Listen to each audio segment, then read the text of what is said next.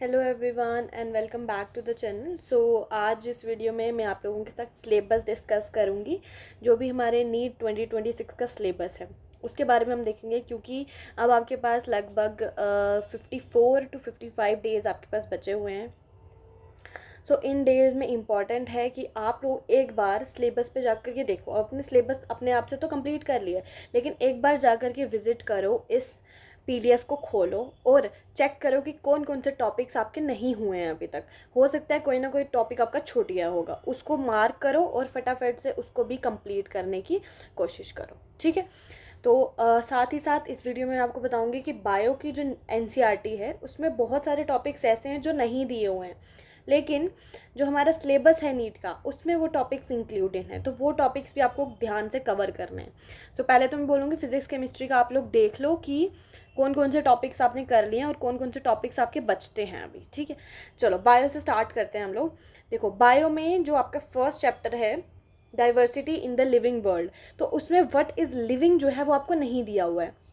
What is living जो है वो आपको वहाँ पे मेंशन नहीं किया हुआ। आपको जो स्टार्टिंग है वही बायोडाइवर्सिटी से हुई है, तो व्हाट इज़ लिविंग पुरानी एनसीईआरटी में दिया हुआ, तो वहाँ से जाकर के एक बार पढ़ लो उसको, ठीक है। उसके बाद जो हमारे पास यूनिट है structural organisation in animals and plants, इसमें आपकी मॉर्फोलॉजी एंड मॉडिफिकेशंस जो है वो नहीं दिया हुआ है पुरानी एनसीईआरटी में। पुरानी एनसीईआरटी से जाकर के चेक कर लो एक बार।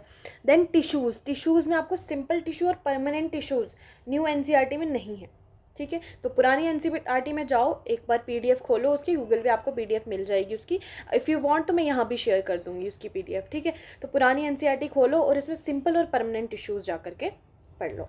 उसके अलावा प्रैक्टिकल सिलेबस भी आपको पढ़ना है, ठीक है। बहुत सारे यूनिट्स में प्रैक्टिकल सिलेबस लिखा हुआ है। प्रैक्टिकल सिलेबस कहाँ से आप लोग पढ़ोगे, तो जस्ट सपोज़ ये आपकी ऐसे एनसीईआरटी है, तो एनसीईआरटी के टॉप पे ना आपको एक क्यूआर कोड दिया होता है।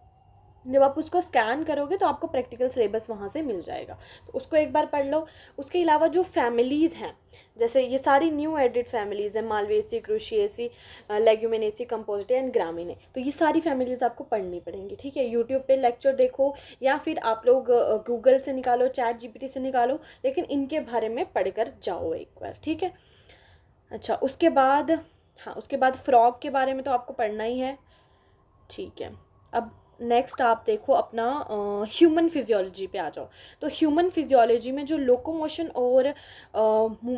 एंड मूवमेंट वाला जो चैप्टर है उसमें भी आपको प्रैक्टिकल सिलेबस जो है वो इंक्लूड किया हुआ है। प्रैक्टिकल सिलेबस आपने पढ़ा नहीं होगा तो जा करके क्यूआर कोड स्कैन करो, वहाँ जाके प्रैक्टिकल सिलेबस आपको मिलेगा, उस प्रैक्टिकल सिलेबस को पढ़ लो। 1-2 दिन लगाओ आराम से, जो जो रह गया है उस सबको कंप्लीट कर लो, ठीक है।